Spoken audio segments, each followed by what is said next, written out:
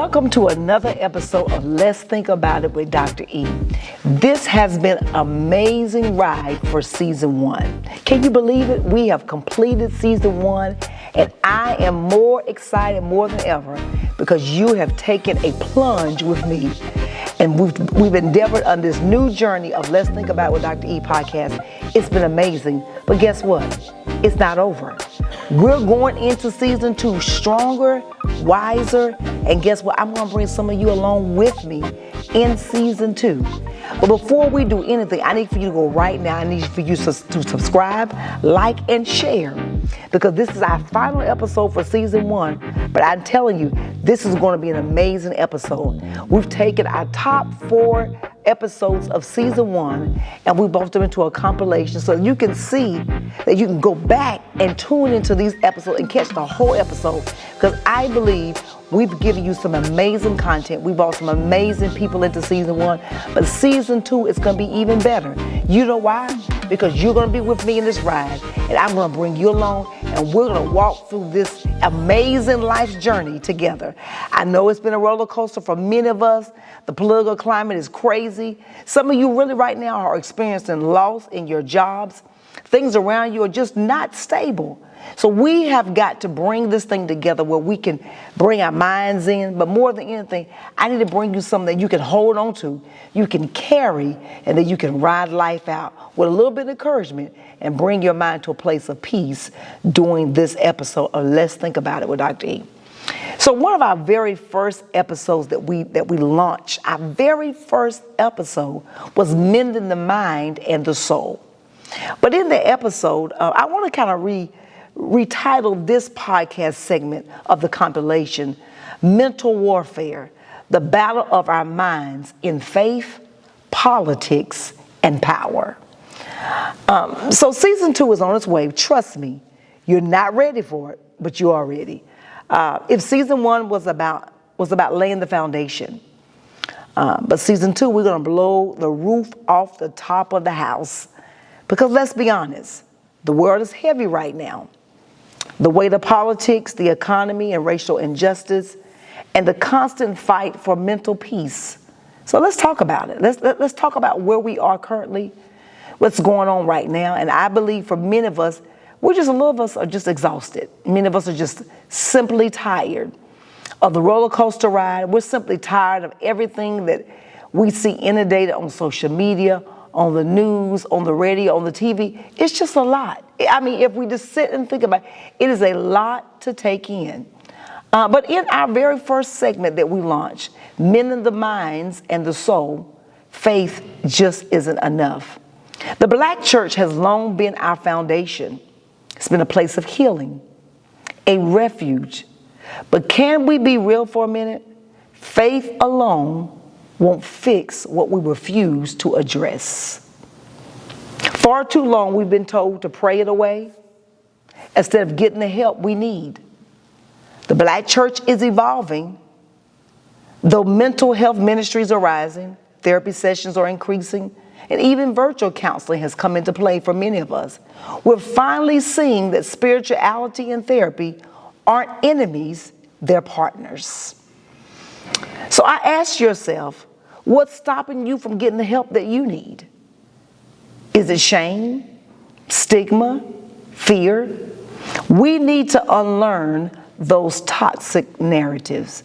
Faith and therapy can coexist in the same space. You see, our mind and our self-care is something that we have got to really guard in this season. I was having a conversation the other day with a friend of mine, and she said, Erica, I'm just mentally exhausted. She said, I'm just so tired of everything and the changes. And I said to her, you've got to step away from the news, step away from your phone, and do not let it overtake you because it is too much. Because if you get so inundated on what is happening in the world right now, it's enough to drive anybody crazy. I mean, it's enough to tell you, listen, I'm going to move to another country. I'm just going to pack my bags and just leave because it's just enough. It's just too much. But life was designed to throw us curveballs. But more than anything, Jesus said, I have come that you may have life and life more abundantly. This peace he said that I have given you, this peace the world didn't give to you. This peace that I have, you can only get it from me. So don't allow life that it takes your peace. Don't allow the cares of this life to become so heavy upon your shoulders. You can't sleep, you can't rest, you can't eat. It was never designed for that. Now, I know that's what the world wants you to the world wants you to really subscribe to. Distractions. I mean, there's so many distractions out here. I think people are so distracted that even their driving has become so distracted. I have never seen so many wrecks in the last couple of weeks. People are so inundated, and I believe a lot of them are people so distracted about their phone, what's going on the radio, because you get so engrossed what's going on in your car that you get distracted by the road. And so now when you're driving, you got to pay attention not just to you, but those around you. What am I saying to you? You've got to guard your mind and your soul from distractions. Don't allow everything that's going on to get you off kilter about what God has called you to do in this season. You were called for greatness, despite what it looks like, despite what you may have been in that number that have lost their job.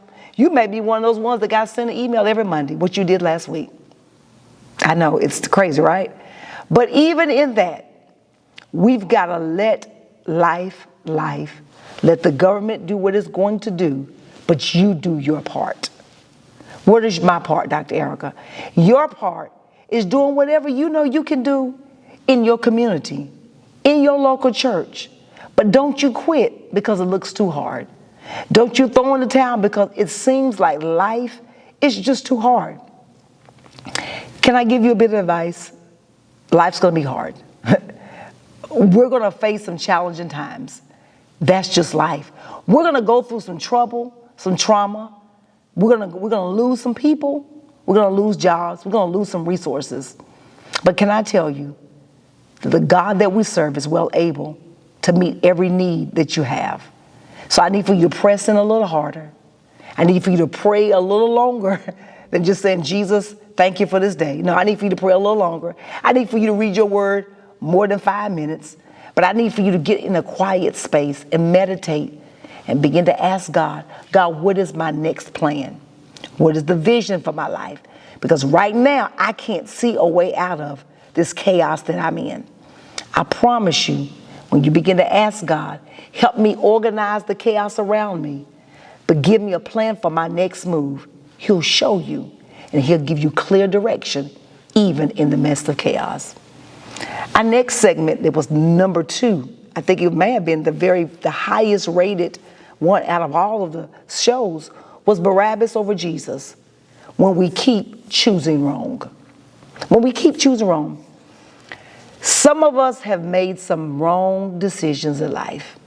Can I put my hand up and say I chose wrong? I made the wrong decision. There's just some absolutely some things in life I just made the wrong decision. I chose wrong.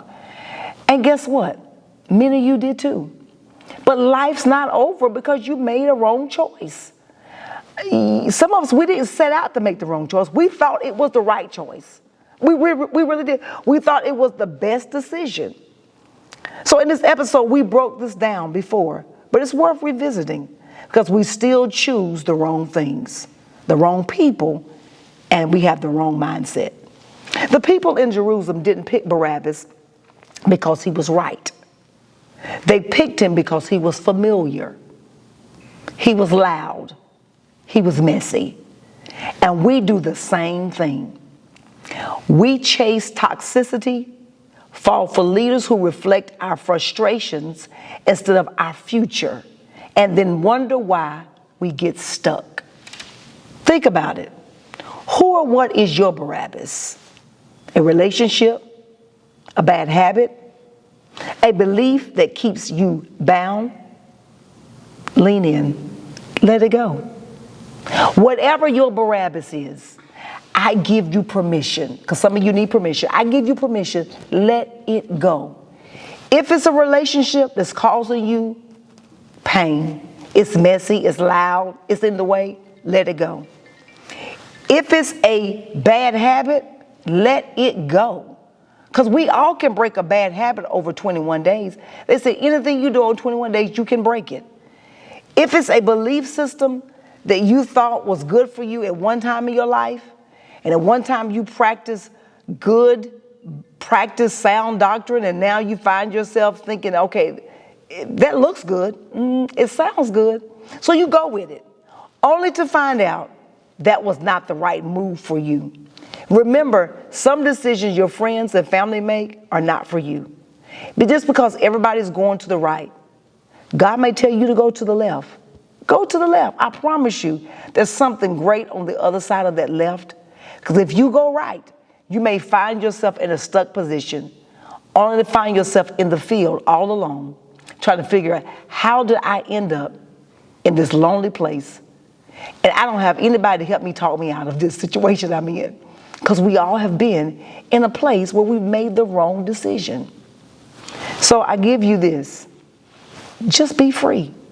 Follow God's plan for your life and watch him work a miracle. Because I believe even in the wrong decision, God can turn that wrong decision into a right decision and make it work together for your good. Segment 3 was the quiet revolution. Black women are not waiting anymore. Black women have always been the backbone of the church, the community, and the fight. And now we're leading. No more waiting for permission. No more playing it small. Bishop Vasti McKenzie shattered the ceiling. But the revolution isn't just about one woman. It's all about us. It's about black women stepping into leadership, power, and spaces we built, but we're not given credit for. I told you in this segment, build your own table.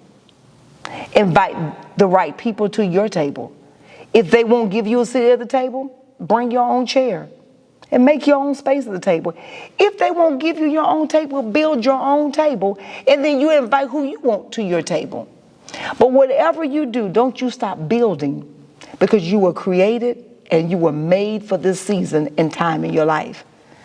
You see, right now in this season, a lot of black women, we really want to say, and I'm going to say for them what they won't say, I told you so. Some of them really want to say, I told you, if you would have just looked at the facts as opposed to looking at the fluff, that maybe we might be in a different position now.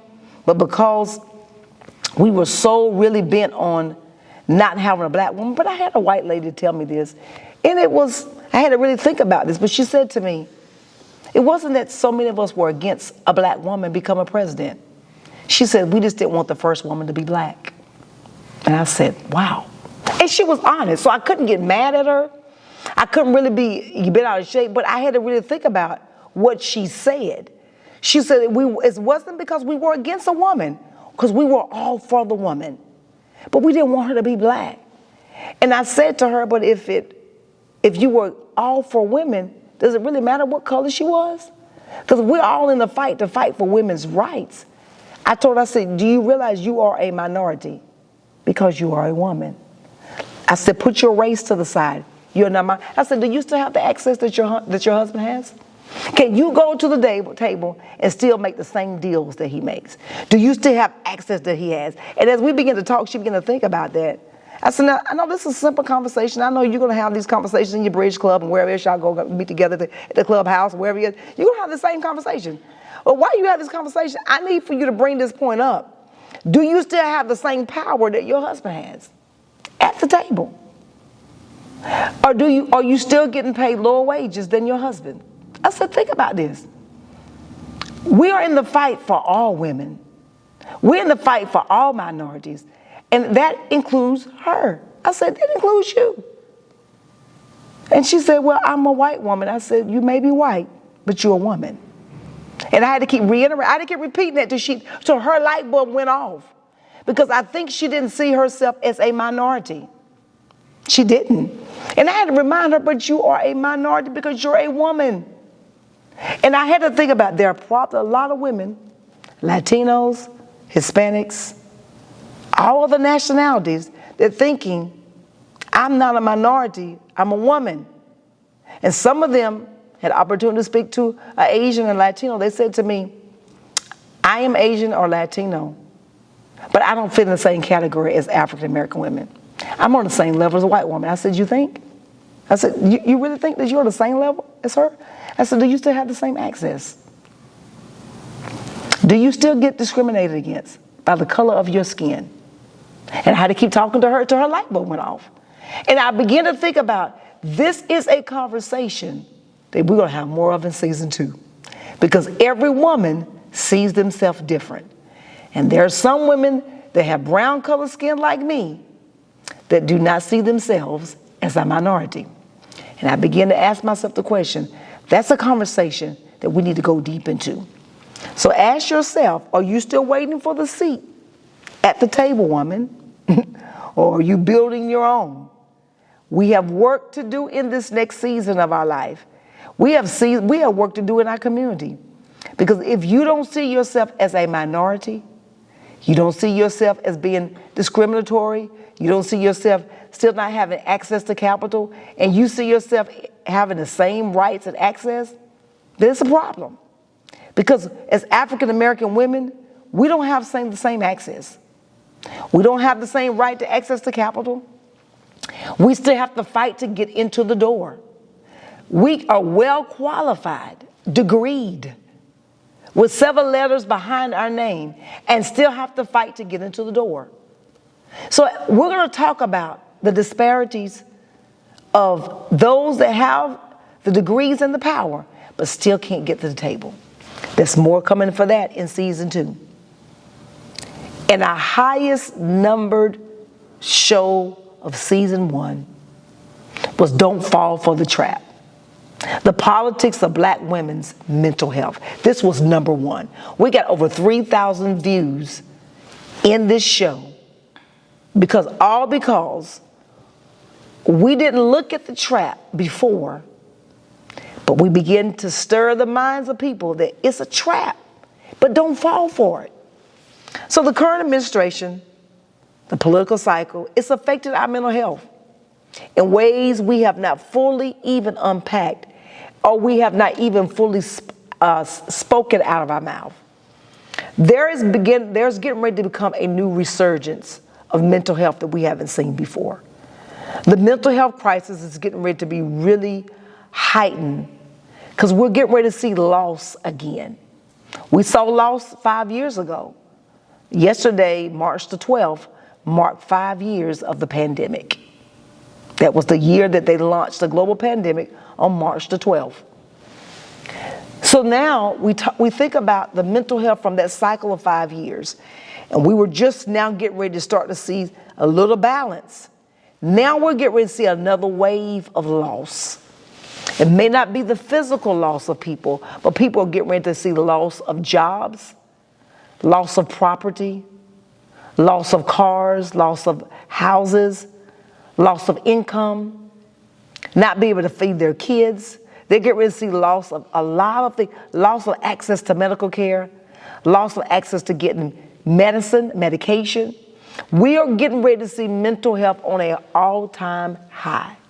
And I'm afraid that suicide is going to be the number 1. I just read some statistics the other day, and that we're not even talking about in the news. Since this current administration has come into play, the Social Security Administration have seen 3 of their top-level senior administrations commit suicide. From the changes from this current administration, you've not heard about it in the news, it's not been talked about it, because they had to go in and make some hard decisions and begin to lay people off when they got to keep their jobs.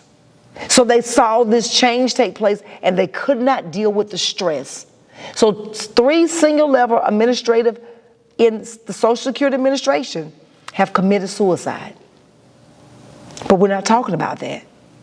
We're not talking about the level of now not being able to get access to care for veterans because you're laying off people in the veteran hospital where they go and get their psychotropic meds. They're able to go and talk to a psychiatrist or a doctor. You think mental health is not getting ready to go up? We're getting ready to see an all-time high like never before, because now parents who have special needs kids, who have had access to additional resources, they're now getting ready to see those resources diminish. Now they're being able to go into school and get the services they need. What happens if those services are cut out and one parent has to stay home with that child to help them with their education, with their personal care needs, when they've not had to do that? Now that's going to be a change for them. And not saying they don't love their child anymore, but when you got the help to help you with your child who has special needs, be it a physical need or a mental need, and now that help is cut out, what is that going to do to that family? What is that going to do to those parents? What is it going to do to the child? Because whether you believe it or not, that child or the adult who has a physical or special need, they can feel the stress in the atmosphere. I'm in the mental health field, have been in the mental health field now for 20 some years. I know the impact that's going to have. So don't fall for the trap. So we got to begin to start now unpacking the psychological, organizational psychological, the emotional psychological, the spiritual psychological impact it's going to have on our mental health. Because now people are going to start questioning, is God real? God, if you're real, why am I losing my job? If you're real, why do I have to go through this slump? How am I going to be able to feed my kids? How am I going to tell them we can't go and do the things we were accustomed to doing because now I don't have the access to resources? I'm talking real talk. These is conversations we're not having, but these are conversations we're going to have because it is about the psychological impact it's going to have on us. They don't want you to fall in it, but it's a trap, but I don't want you to fall for it. Kamala Harris was never just vice president. She was a symbol. And when we watched her rise and then get pushed out, it triggered something deep in black women. Because we know the story. We've lived that story. We've worked twice as hard, be twice as good, and still be undervalued. We are living that story so too often, and we're looking at it right now in the mirror because we have to get up and be extra every day because we don't know if that's the moment they may tell us, I'm sorry, your services are no longer needed. It is the reality that we have to face. It's the reality that you and I are living in. So the question I ask you is, the trap is believing we'll always have to be strong. Don't fall for that trap. You don't have to always be strong. Second, thinking we can't afford to rest. That's a trap. Lean in, sis. I need for you to rest. You cannot be your authentic self when you're tired, exhausted. Rest.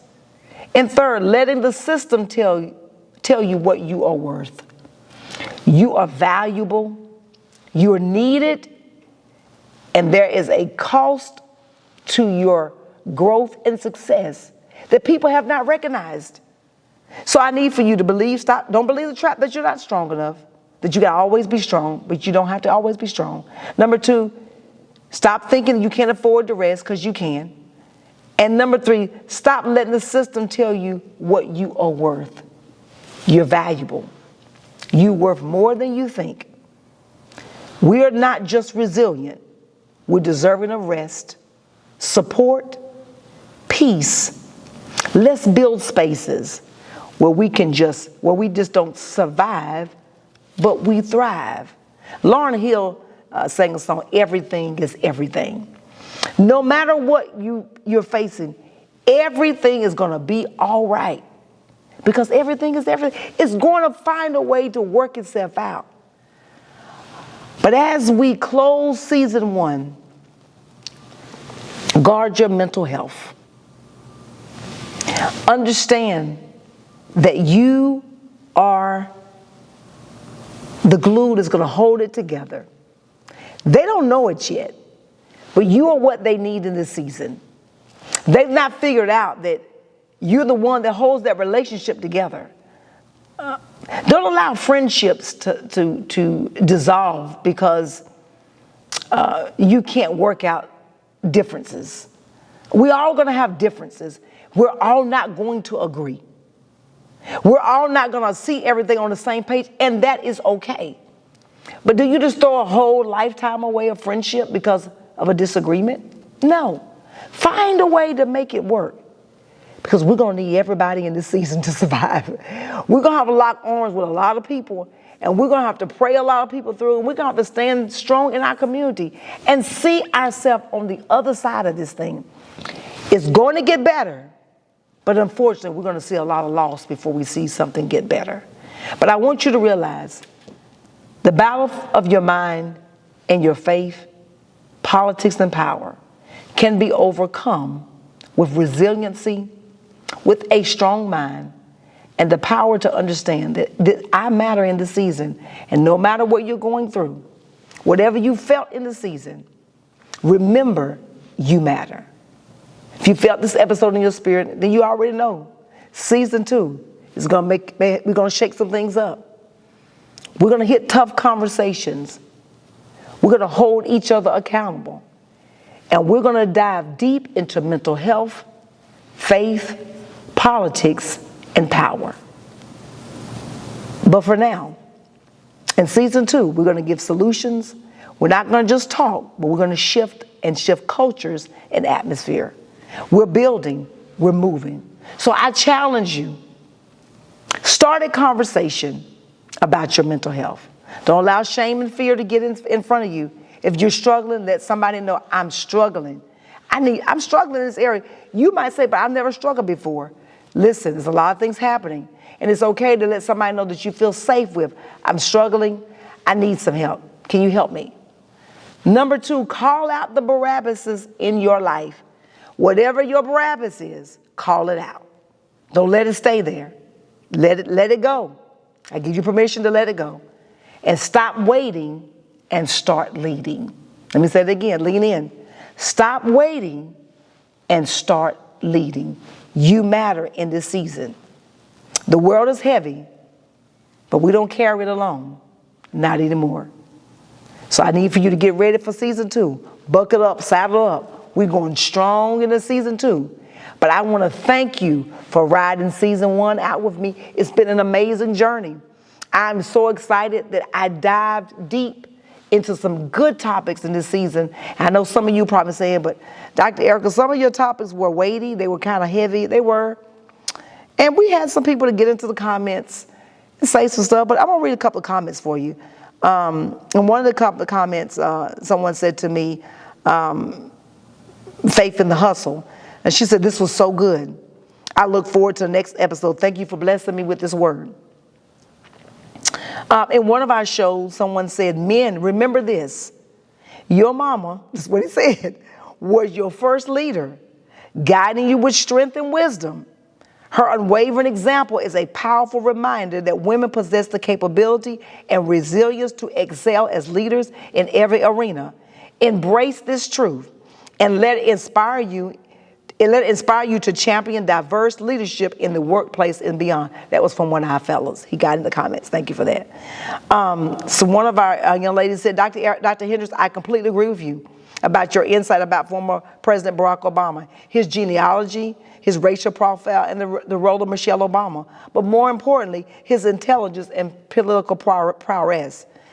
I commend Kamala Harris for accepting the political challenge and doing her best despite the odds and deceptive practices of the Republican Party. However, the blame is beyond her. She made the best of the circumstances at the time, and she did. One of the comments said, I choose Christ every time, which is why I didn't vote for the Democrats or Republicans, is what she said. I voted for one less popular, but I trust more than a Democrat or Republican. Neither represented God for me. This is what she said. I respect her opinion. I didn't like either of their ideas, but still wanted to vote as it was my civil right. Let's just pray for God's divine grace on America and the rest of the world. And let's pray without ceasing. And they felt that neither Trump nor Kamala had Christ-like personalities. So those were just a few of the comments that were in season 1. I enjoyed the comments. There were so many, but we're going to be more engaged in the comments. We're going to be more responding back to it in season 2. So listen, I don't care if the comment, I don't like them, some of them I didn't like it, it's okay. But I was able to see people's different opinions, what they thought about the episode. Because what makes Let's Think About It with Dr. E much stronger for season 2 is your comments, is your inputs, is your liking, your feedback. And I am grateful for every comment, even the trolls. Yeah, we had some trolls in there. They had a lot to say, and they was in the comments saying some really ugly stuff, but it's okay. Because even in the trolling and even in all that, guess what? I'm not moved by that because you're going to have them on every platform. They are on everybody's comment and everybody's timeline. So they're there, I believe. And I'm grateful for them because guess what? They drive the algorithm up. So if they want to stay in the comment section, stay on in there, it's okay. Because they're going to drive the algorithm up. So I'm grateful for even the trolls. But I'm thankful for every person that's joined me in season 1. Season 2, get ready for an amazing journey. Let's Think About It with Dr. E was something that I birthed, and I believe that God is pleased with what I've done. And I'm glad that you all are a part of this journey. But listen, if you have not, I need for you to go like, share, and tag someone in this episode. But I want to drive my numbers up. I want to double my subscribers in this next season and over the summer. But guess what? You all, we're getting ready to release something that you all haven't seen. It's The Vault. The Vault was our Think Tank Unplugged. And you said, what is that? Well, listen, I got some shorts and reels coming. It's going to tell you what The Vault is. But you got to stay tuned because I don't want to give you too much. But The Vault of the Think Tank Unplugged is going to come in the off season before season 2. It's something you don't want to miss. I had some amazing guests. We had some great topics, and we really dive deep into mental health. My words got tongue tied. We really dug really deep into mental health in the Think Tank Unplugged. See, I had to change the name, y'all, because it was too tongue-tied. So I changed it to Let's Think About It with Dr. E because the Think Tank Unplugged was a lot of words. So, but listen, tune in to the Think Tank Unplugged for The Vault. I got some amazing things. I had some guests to come on with the show. So that's going to come in the off-season between season 1 and season 2. But if you missed season 1, go back and watch the episode. We're going to be releasing some of those in the off-season. But listen, guys, I believe you are going to be excited about season 2. But thank you for season 1. And I look forward to seeing you. Let's Think About It with Dr. E. Thank you so much for tuning in. I look forward to seeing you in season 2.